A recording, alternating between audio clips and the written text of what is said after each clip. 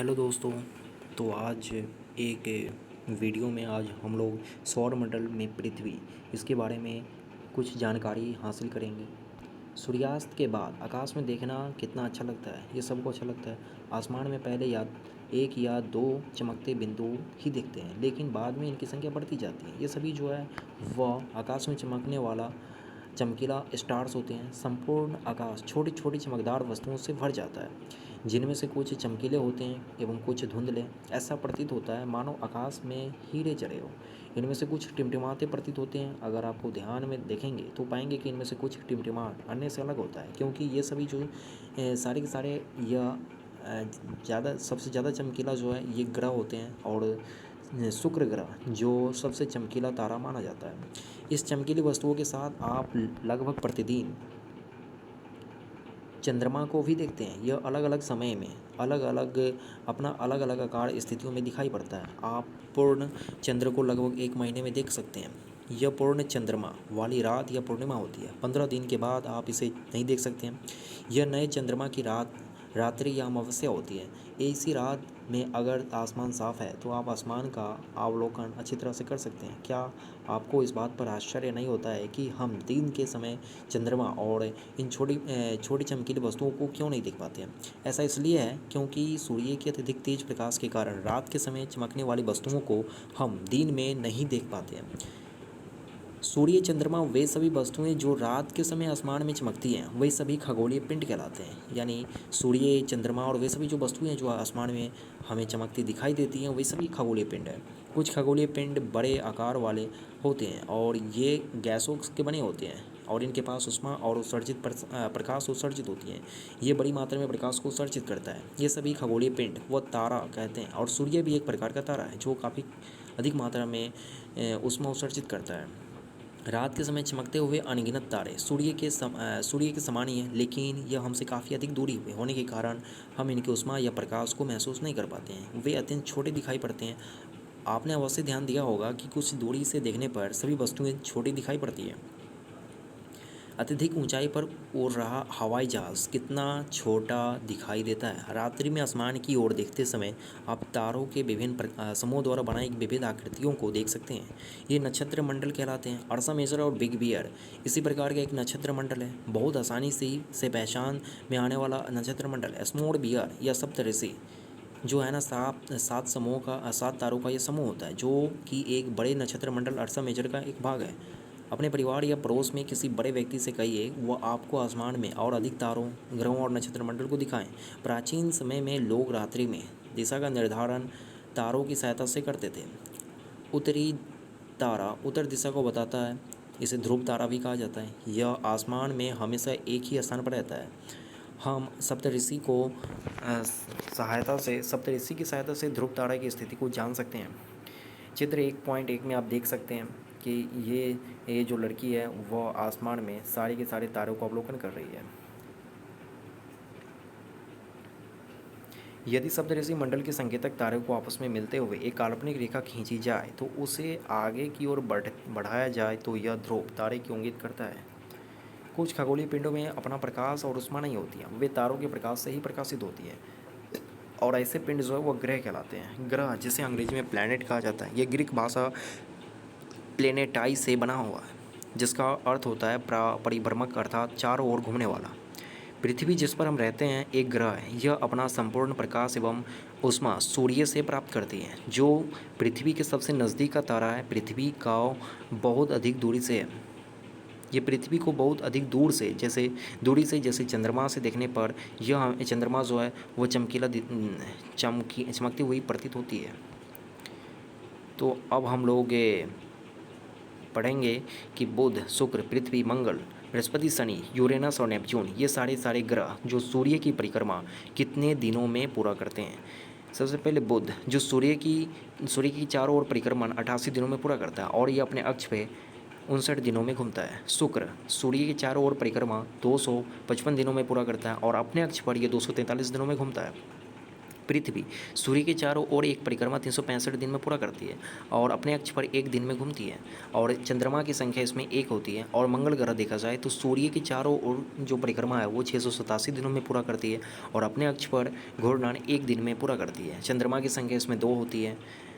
ये सभी आंतरिक ग्रह है, सूर्य के बहुत नज़दीक हैं, ये चट्टानों के बने होते हैं। ये सूर्य के आंतरिक ग्रह जैसे बुध, शुक्र, पृथ्वी, मंगल, ये सभी आंतरिक ग्रह हैं। जैसा कि आप लोग इस फिगर में आप देख सकते हैं कि सूर्य से सबसे नज़दीक का जो ग्रह है वह बुध है, फिर शुक्र है, फिर पृथ्वी, फिर मंगल, और बीच में मंगल और बृहस्पति की कक्षाओं के बीच में क्षुद्र ग्रह की जो वह पट्टी पाई जाती है। बृहस्पति सूर्य के चारों ओर एक परिक्रमा जो है वह 11 साल 11 महीने में पूरा करती है, जबकि लगभग 12 सालों में पूरा करता है और अपने अक्ष पर यह घूर्णन 9 घंटे 56 मिनट में यह करता है और इसमें चंद्रमा की संख्या 16 होती है। शनि सूर्य के पास से सूर्य की चारों ओर यह परिक्रमा जो 29 साल 5 महीने में करता है और अपने अक्ष पर घूर्णन 10 घंटे 40 मिनट में करता है सूर्य, और इसमें चंद्रमा की संख्या 30 से अधिक होती है। और ब्रह्मांड में सबसे अधिक उपग्रह वाला ग्रह जो है वह शनि है, जिसके पास चंद्रमा की संख्या 30 से भी अधिक है। यूरेनस सूर्य के चारों ओर एक परिक्रमा 84 सालों में पूरा करती है और अपने अक्ष पर घूर्णन 17 घंटे 14 मिनट में करती है और चंद्रमा की संख्या इसमें 17 होती है। नेपच्यून जो सूर्य के चारों ओर एक परिक्रमा 164 सालों में पूरा करता है और अपने अक्ष पर घूर्णन 16 घंटा 7 मिनट, चंद्रमा की संख्या इसमें 8 होती है। बाह्य ग्रह सूर्य से बहुत दूर हैं और बहुत बड़े आकार के हैं, ये गैस और तरल पदार्थों से बने होते हैं। ये जितने भी ग्रह हैं जैसे शुक्र हुआ, शनि, बृहस्पति, शनि, यूरेनस और नेपच्यून, ये सूर्य से काफ़ी दूरी पर स्थित हैं और ये आउटर प्लैनेट हैं जो सूर्य से यह आंतरिक बाह्य ग्रह होता है। पौराणिक रोमन कहानियों में सोल सूर्य देवता को कहा जाता है। सौर शब्द का अर्थ होता है सूर्य से संबंधित, इसलिए सूर्य के परिवार को सौर मंडल यानी कि सोलर सिस्टम कहा जाता है। सौर शब्द का उपयोग करते हुए सबसे अधिक उपयोग शब्दों को लिखे, और ऐसे बहुत से शब्द जिनका उपयोग हम भाषा में करते हैं अक्सर वे दूसरी भाषाओं से लिए गए हो सकते हैं। उदाहरण के लिए जियोग्राफी एक अंग्रेजी शब्द है और यह ग्रीक भाषा से लिया गया है जिसका अर्थ है पृथ्वी का विवरण। यह 2 ग्रीक शब्दों से मिलकर बना है। जी जिसका अर्थ होता है पृथ्वी, एवं ग्राफिया मीन्स लिखना। आइए पृथ्वी के संबंध में और अधिक जानकारी प्राप्त करें। जैसे आसमान में दिखने वाले चंद्रमा एक उपग्रह है, यह हमारी पृथ्वी का सहचर है, इसके चारों ओर चक्कर लगाता है। हमारी पृथ्वी के समान 8 अन्य ग्रह जो सूर्य की से प्रकाश और ऊष्मा उत्सर्जित करती हैं, ऊष्मा प्राप्त करती हैं, उनमें से कुछ के पास अपने चंद्रमा भी है। सौर मंडल सूर्य, 8 ग्रह, उपग्रह और कुछ अन्य खगोलीय पिंड जैसे क्षुद्र ग्रह, उल्का पिंड, ये सभी मिलकर सौर मंडल का निर्माण करते हैं। उसे हम सौर परिवार का नाम देते हैं जिसका मुखिया सूर्य होता है।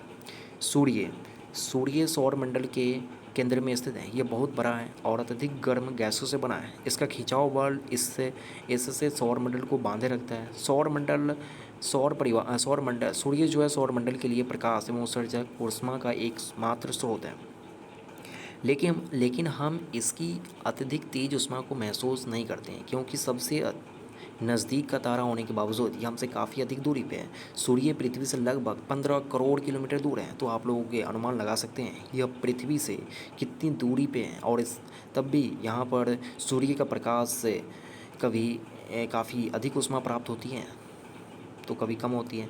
ग्रह हमारे सौरमंडल में 8 ग्रह हैं। सूर्य से दूरी के अनुसार देखा जाए तो ये बुध, शुक्र, पृथ्वी, मंगल, बृहस्पति, शनि, यूरेनस और नेपच्यून है। सूर्य से उनकी दूरी के अनुसार अंग्रेजी में ग्रहों के नाम याद रखना काफ़ी आसान है। जैसे आप इस लोग my very efficient mother just served us nuts means mercury, Venus, earth, Mars, Jupiter, Saturn, Uranus and Neptune. सौर मंडल के सभी 8 ग्रह एक निश्चित पथ पर सूर्य का चक्कर लगाते हैं। ये रास्ते दीर्घवृत्ताकार में फैले हुए हैं, ये कक्षा कहलाते हैं। सूर्य का सबसे नज़दीक का ग्रह है। अपनी कक्षा में सूर्य के चारों ओर एक कक्षा चक्कर लगाने में इसे केवल 88 दिन लगते हैं। शुक्र को पृथ्वी का जुड़वा ग्रह माना जाता है क्योंकि इसका आकार और आकृति लगभग पृथ्वी के समान ही है। अभी तक प्लूटो भी एक ग्रह माना जाता था, लेकिन अंतर्राष्ट्रीय खगोलीय संगठन में अपनी बैठक में अगस्त 2006 में यह निर्णय लिया गया कि कुछ समय पहले खोजे गए अन्य खगोलीय पिंडों में यह प्लूटो यानी बौने ग्रह कहे जा सकते हैं। प्रकाश की गति लगभग कितनी होती है? तो 3 लाख किलोमीटर प्रति सेकंड होती है। इस गति के बावजूद सूर्य के प्रकाश को पृथ्वी तक पहुंचने में 8 मिनट का समय लगता है। तो आप लोग अनुमान लगा सकते हैं कि सूर्य से पृथ्वी की दूरी कितनी अधिक है। पृथ्वी सूर्य से दूरी के हिसाब से पृथ्वी तीसरा ग्रह है। आकार में यह पांचवा सबसे बड़ा ग्रह है। यह ध्रुव के पास थोड़ी चपटी है। यही कारण है कि इसके आकार को भू आव कहा जाता है। भू आव का अर्थ हुआ पृथ्वी के समान आकार। जीवन के लिए अनुकूल परिस्थितियां संभवतः केवल पृथ्वी पर ही पाई जाती है। पृथ्वी न तो अधिक गर्म है न ही अधिक ठंडी होती है और यहाँ पानी एवं वायु उपस्थित है जो हमारे जीवन के लिए आवश्यक है। वायु में जीवन के लिए आवश्यक गैसें हैं जैसे ऑक्सीजन मौजूद है। यही कारण है यही इन्हीं कारणों से ही पृथ्वी सौरमंडल का सबसे अद्भुत ग्रह है। इसे नीला ग्रह भी कहा जाता है। अंतरिक्ष से देखने पर पृथ्वी जो है वो लाल नीले रंग का दिखाई देता है क्योंकि इसकी 2/3 सतह पानी से ढकी हुई है, इसलिए इसे नीला ग्रह कहा जाता है। नील आर्मस्ट्रॉन्ग जो पहले व्यक्ति थे जिसने 29 जुलाई 1969 को सबसे पहले चंद्रमा की सतह पर अपना कदम रखा। मालूम करो कि कोई और दूसरा भारतीय चंद्रमा पर गया है? जी हाँ, चंद्रमा। हमारी पृथ्वी के पास केवल एक उपग्रह है चंद्रमा, इसका व्यास पृथ्वी के व्यास का केवल 1/4 है। यह इतना बड़ा इसलिए प्रतीत होता है क्योंकि यह हमारे ग्रह से अन्य खगोलीय पिंडों की अपेक्षा बहुत नज़दीक है। यह हमसे मात्र 3,84,000 किलोमीटर की दूरी पर है। अब आप पृथ्वी से सूर्य और चंद्रमा की दूरियों को तुलना कर सकते हैं। उपग्रह क्या होती है? तो एक खगोलीय पिंड है जो ग्रहों के चारों ओर उसी प्रकार चक्कर लगाता है जिस प्रकार जो है ना ग्रह सूर्य के चारों ओर चक्कर लगाते हैं। मानव निर्मित उपग्रह है जैसे एक कृत्रिम पिंड है। यह वैज्ञानिकों द्वारा बनाया गया जिसका उपयोग ब्रह्मांड के बारे में जानकारी प्राप्त करने पृथ्वी पर संचार माध्यम के लिए किया जाता है। इसे रॉकेट के द्वारा अंतरिक्ष में जो है वो भेजा जाता है एवं पृथ्वी के कक्षा में स्थापित कर दिया जाता है। अंतरिक्ष में उपस्थित कुछ भारतीय उपग्रह जैसे इनसेट हो गया, IRS, एडोसेट, ये सभी है। इनसेट ये रॉकेट का प्रक्षेपण हो गया। रॉकेट का पृथ्वी पर गिरना और उपग्रह का कक्षा में प्रवेश करना, ये मानव निर्मित उपग्रह है जिसे आप लोग स्क्रीन पे देख सकते हैं। चंद्रमा पृथ्वी का चक्कर लगभग 27 दिनों में पूरा करता है। लगभग इतने ही समय में यह अपने अक्ष पर एक चक्कर भी पूरा करता है। इसके परिणामस्वरूप पृथ्वी से हमें चंद्रमा का केवल एक भाग ही दिखाई पड़ता है। चंद्रमा की परिस्थितियाँ जीवन के लिए अनुकूल नहीं है। यहाँ ना पानी है ना वायु है। इसकी सतह पर पर्वत, मैदान एवं गड्ढे हैं जो चंद्रमा की सतह पर छाया बनाते हैं। पृथ्वी पूर्णिमा के दिन चंद्रमा पर इसकी छाया को देखा जा सकता है। क्षुद्र ग्रह, तारों, ग्रहों और उपग्रहों के अतिरिक्त असंख्य छोटे पिंड भी सूर्य के चारों ओर चक्कर लगाते हैं।